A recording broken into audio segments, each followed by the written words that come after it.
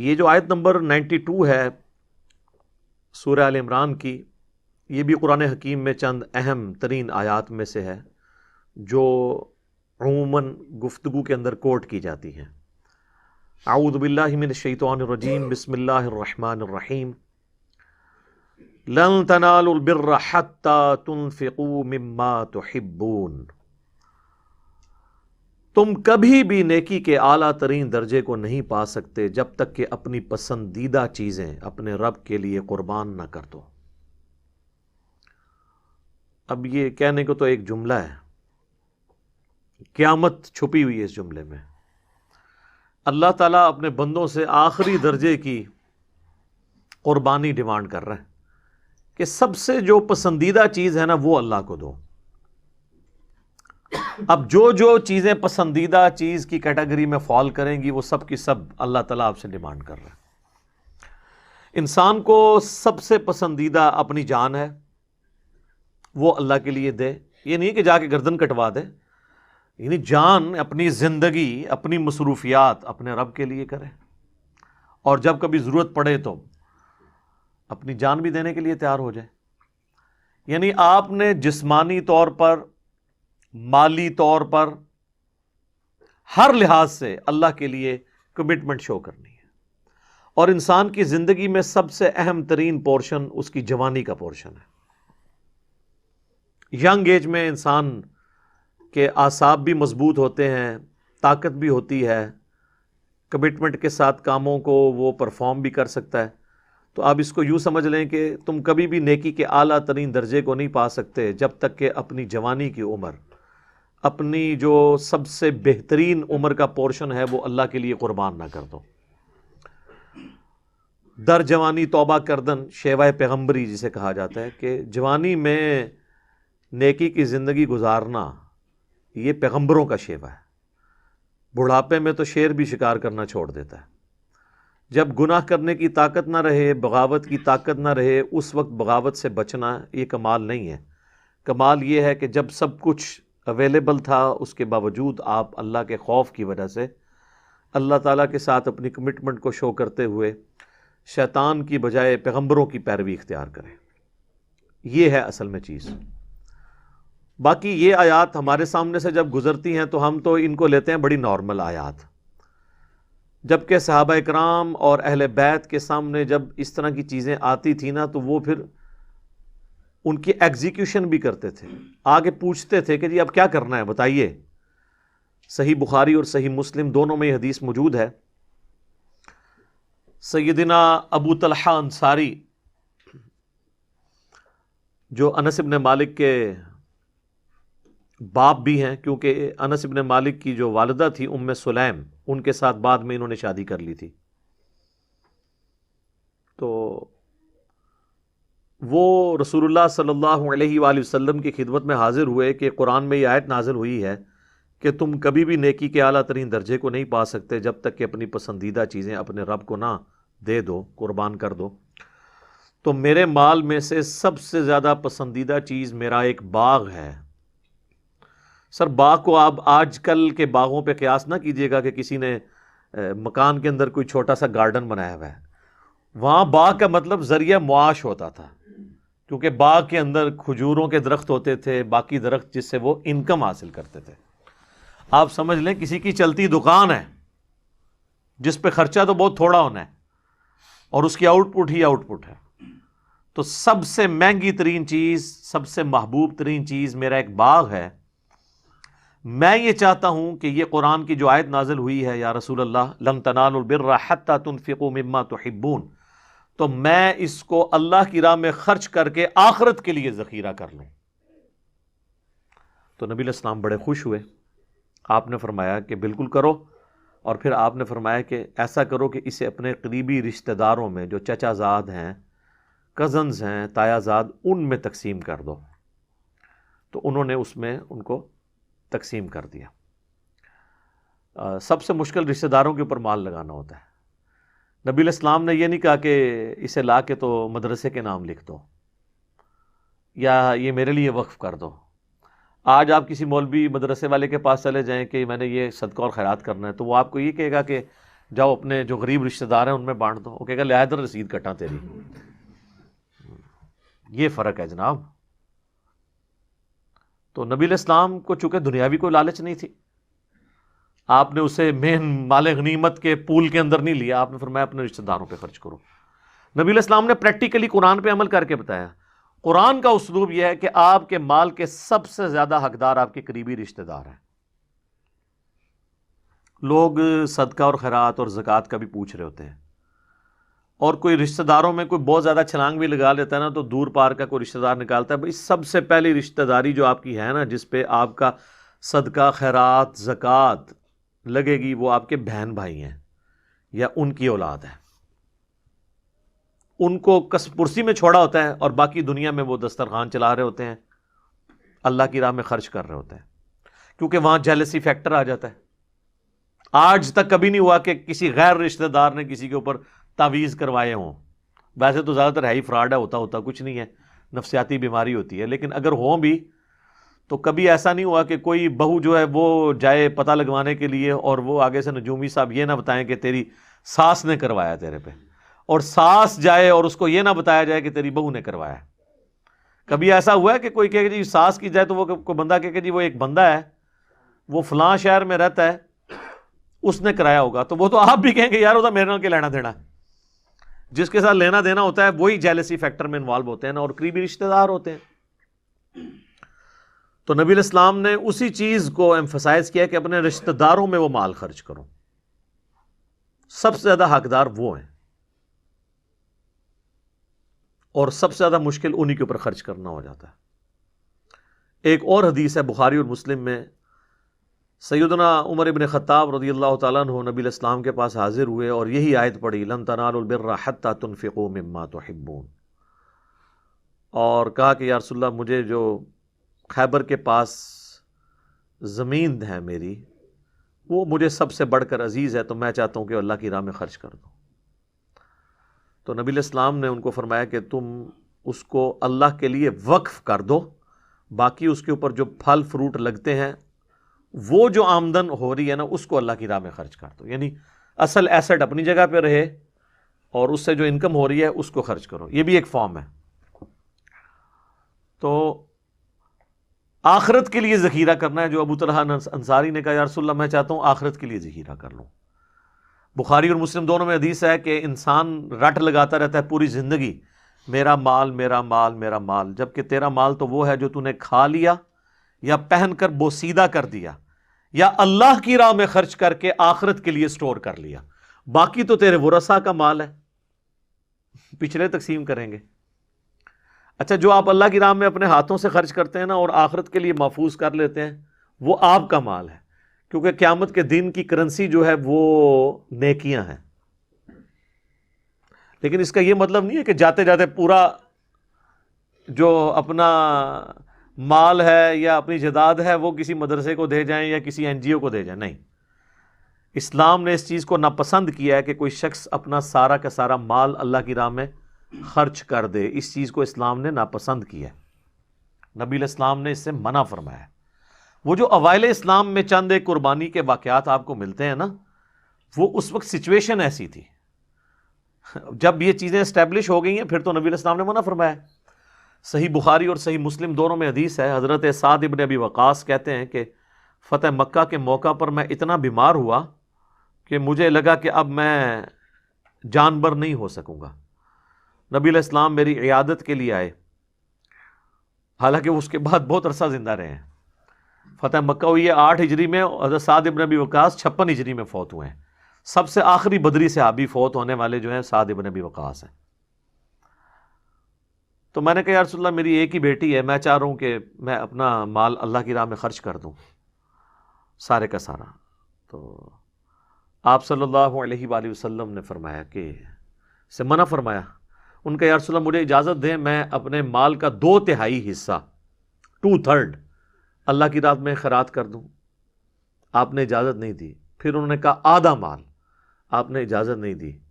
پھر انہوں نے کہا 1/3 مال، تو آپ نے بڑی مشکل سے اجازت دی اور ساتھ فرمایا کہ کیا تم یہ چاہتے ہو کہ تمہارے مرنے کے بعد تمہاری اولاد اور قریبی رشتہ دار جو ہیں یہ لوگوں سے مانگتے پھریں، ان کے لیے کچھ چھوڑ کے مرو.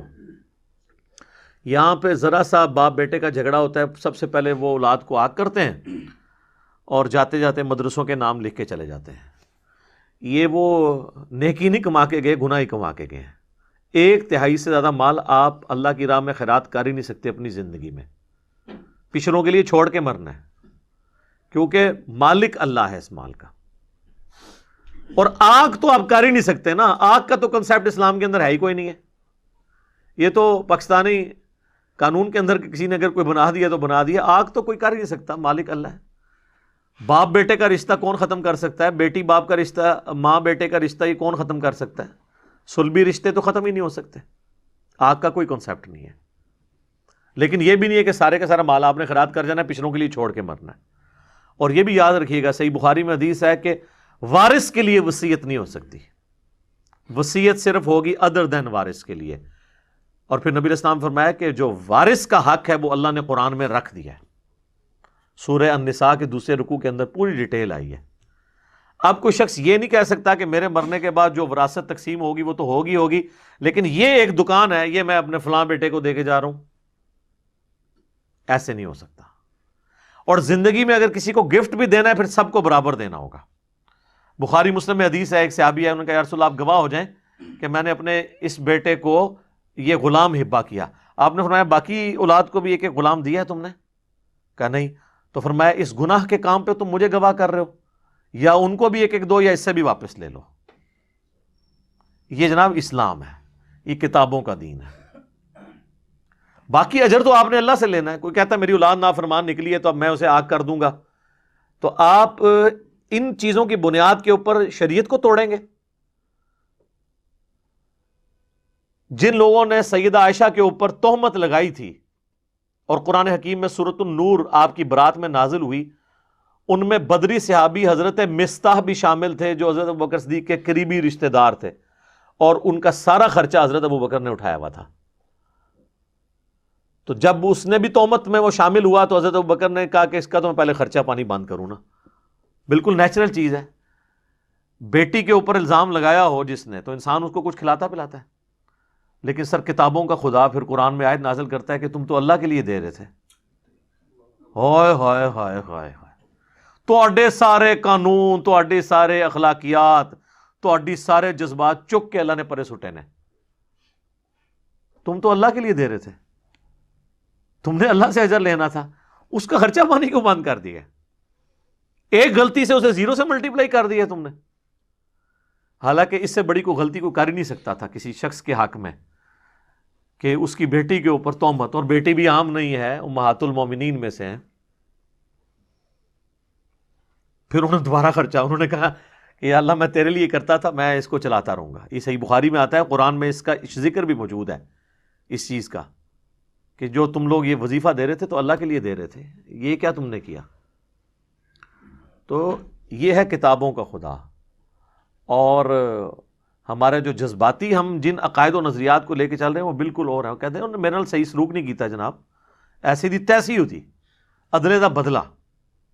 جبکہ اسلام میں معافی کی روش ہے. اس طریقے سے معاملات کو آپ نے لے کے نہیں چلنا. تو جائیداد اتنی چھوڑ کے مریں کہ پچھلوں میں تقسیم ہو سکے، سب کچھ اللہ کی راہ میں دے کے چلے جائیں. اللہ کی راہ میں کہاں سے جا رہا ہوتا ہے؟ یہ جو آپ مدرسوں کے نام لکھتے ہیں یہ اللہ کی راہ میں جاتا ہے؟ او میرے بھائی، وہ امام مسجد اور خطیب جن کی 15,000 20,000 کسی کی 25,000 سے زیادہ تو نہیں ہوتی ہے تنخواہ، اسلام آباد جیسے شہر میں بھی خطیب 25,000 سے زیادہ نہیں لے رہے. انہوں نے گاڑیاں رکھی ہوئی ہیں، ان کا رہن سہن دیکھیں، وہ سارے ان کے اوپر لگ رہا ہوتا ہے. تو لوگوں کی اولاد کے اوپر آپ نے لگانا ہے مرنے کے بعد مال، اور اپنی اولاد کے اوپر رشتہ داروں پہ نہیں لگانا. اور میں نے کہا مدرسوں کے بارے میں کوئی بندہ فکر مند بھی نہ ہو، یہ آپ کی چمڑی بھی اتار کے اپنا حق آپ سے لے لیں گے. یہ بھوکے نہیں مرتے، کیونکہ ان پہ جب ایسا وقت آئے گا وہ آپ سے چھین لیں گے آ کے. لیکن جو غریب رشتہ دار آپ کے اپنے قریبی ہیں آپ ان کے ساتھ صرف نظر کیے ہوئے ہیں، تو یہ آخرت کے لیے آپ نے سٹور کرنا ہے. بخاری اور مسلم میں ایک اور حدیث ہے کہ نبی علیہ السلام نے فرمایا کہ ابن آدم کے پاس اگر سونے کی 2 وادیاں ہوں نا تو وہ یہ خواہش کرے گا تیسری بھی میرے پاس آ جائے، اس کا پیٹ صرف قبر کی مٹی بھر سکتی ہے. ایک اور حدیث ہے صحیح بخاری اور صحیح مسلم دونوں میں، نبی علیہ السلام نے فرمایا کہ انسان کے 3 دوست ہیں، 2 دوست باہر ہی رہ جاتے ہیں، ایک ہی قبر میں ساتھ جاتا ہے، اس کے رشتہ دار اور مال یہ باہر رہ جاتا ہے، اور اس کے اعمال ساتھ قبر میں جاتے ہیں۔ اعمال کون سے؟ جو اس نے خود کیے ہیں یا اللہ کی راہ میں خرچ کیا ہے، وہ اس کے ساتھ جائے گا۔ اور اگر کوئی اپنے ساتھ قبر میں لے بھی جائے مال، جیسے وہ پرانے زمانے میں جو فرعون تھے جن کے بڑے بڑے مقبرے بنے ہوئے ہیں پیرامڈز گیزا کے اندر مصر میں، تو ان کو ان کی پوری دولت میں دفنایا جاتا تھا، تو وہ اس سے کیا استفادہ کر سکتے ہیں؟ آخرت کی کرنسی تو میرے بھائی سونا چاندی تو نہیں ہے۔ قرآن میں تو جگہ جگہ آیا اگر زمین کے برابر بھی سونا ہو اور اللہ تعالیٰ کسی کو آفر کرے کہ یہ سونے کا تو مالک ہے، تو وہ فدیہ دینے کے لیے تیار ہو جائے اپنی جان چھڑانے کے لیے، حالانکہ ایسا پاسبل نہیں ہے، سمجھانے کے لیے۔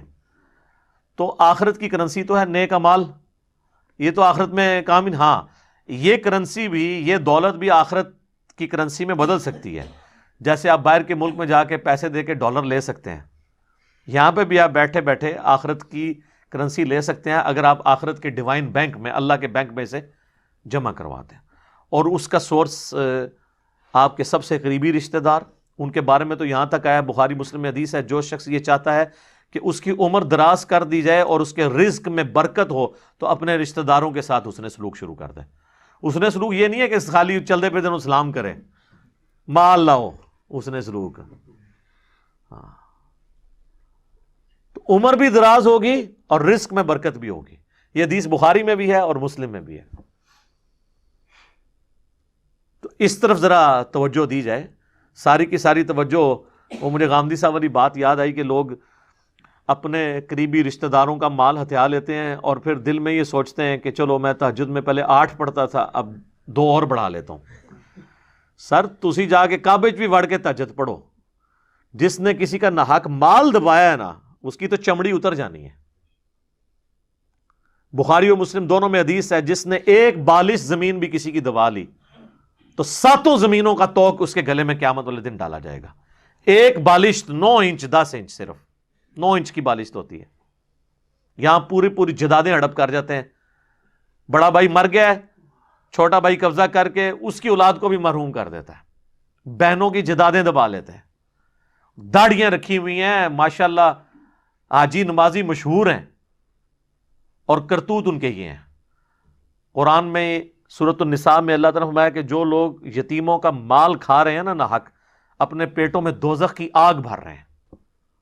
اللہ نے نہیں یہ دیکھنا کہ یار اس کی تو داڑھی اتنی لمبی ہے، اس کا تو چہرہ بڑا خوبصورت ہے، یہ تو پگڑی پیاری بہت باندھتا ہے، تو میں انہوں چھاڑ دیں وہاں۔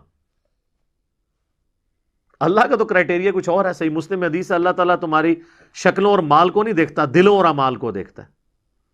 اس نے تو یہ چیزیں نہیں دیکھنی ہے، یہ ساری شکلوں سے اور مال سے آپ پبلک کو دھوکہ دیتے ہیں۔ اللہ نے تو دل اور اعمال دیکھنے ہیں کہ کرتوت اس کے کیسے تھے۔ اس لیے یہ آیات جب آتی ہیں نا، ان کو سیریس لیا کریں، اپنے اوپر اپلائی کرنے کی کوشش کریں، اور اس آئینے میں اپنی بھی شکل دیکھنے کی کوشش کریں کہ ہم کیا کر رہے ہیں۔ لن تنالوا البر حتى تنفقوا مما تحبون، تم کبھی بھی نیکی کے اعلیٰ درجے کو پا ہی نہیں سکتے جب تک کہ اپنی پسندیدہ چیزیں اللہ کی راہ میں قربان نہ کر دو۔ وما تنفقوا من شيء فإن الله به علیم، اور جو کچھ بھی تم اللہ کی راہ میں خرچ کرتے ہو تو بے شک اللہ کے علم میں ہے۔ اس میں اللہ تعالیٰ تسلی دے رہا ہے کہ تم ایک ایسے خدا پر یقین رکھتے ہوئے اس کی راہ میں خرچ کر رہے ہو جسے تم نے دیکھا نہیں ہے۔ عام دیکھے مالک کے لیے خرچ کر رہے ہو تو یہ ٹینشن نہیں لینی، اسے سب پتا ہے جس نے جس نیت سے دیا ہے۔ انہ علیم بذات الصدور، تو یہ تسلی رکھنی ہے کہ ایک ایک چیز کا وہ بدلہ تمہیں دے گا۔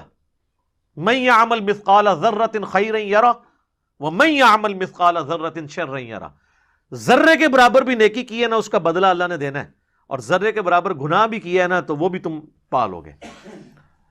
انسان جس کے لیے قربانی کر رہا ہوتا ہے نا، ایک دنیا میں بھی ایک چیز ہے، یہ انسان کی نیچر میں ہے کہ انسان جس کے لیے قربانی کر رہا ہوتا ہے نا، اس کی بڑی خواہش ہوتی ہے کہ اس کو پتا چلے کہ میں نے اس کے لیے یہ کیا ہے۔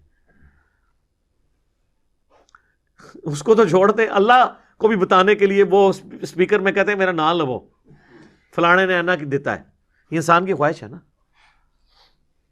انسان کسی دوست کے لیے قربانی کرتا ہے تو اس کے دل میں خواہش ہوتی ہے کہ میرے دوست کو پتہ چل جائے کہ میں نے اس کے لیے یہ تکلیف اٹھائی ہے تو مجھے وہ تکلیف جھیلنا آسان ہو جاتی ہے. یہ انسان کی نیچر ہے کہ جب انسان کو پتہ ہونا کہ اس کے لیے کر رہا ہے اور اس کو پتہ چل گیا ہے تو پھر انسان کے لیے وہ تکلیف جھیلنا آسان ہو جاتی ہے. تو اللہ تعالیٰ ہمارا جو کچھ تم میرے لیے کر رہے ہو نا تو ٹینشن نہیں لینی، میرے علم میں ہے، میں نے ایک ایک چیز کا حساب رکھا ہوا ہے، سب کچھ برابر کروں گا. اور ایسا کروں گا کہ سورۃ الانعام کے آخری رکوع میں اللہ تعالیٰ نے فرمایا کہ جو ایک نیکی لے کے آیا نا 10 گنا دوں گا، اور گناہ ایک ہوا تو ایک کے بدلے ایک ہی ہوگا. اور سورۃ البقرہ میں فرمایا کہ پھر 70 سے لے کے 700 گنا تک بھی بڑھا دوں گا. اور پھر فرمایا جس کے لیے چاہوں گا اس سے بھی زیادہ کر دوں گا. اللہ اکبر کبیرا والحمد للہ کثیرا وسبحان اللہ بکرۃ واصیلا.